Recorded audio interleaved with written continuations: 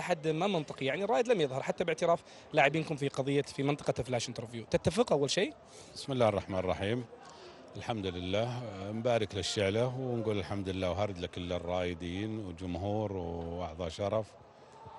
فالآن أنا ما يمكن الرائد به المدرب بدل تبديلات كلها، يمكن هاجم 5 6 على أساس أنه يعدل النتيجة، ما استطاع. اللي أنا بس أبغاه أنه ما يضغطوا على اللاعبين، لأن معظم مبارياتنا أبو بريدة تكلم عن جمهور. على الجمهور، يعني لأن الآن يمكن لو رحنا نلعب برا نقدم أفضل مما يقدمون هنا، يضغطون على بعض اللاعبين ويصوتون عليهم وكذا.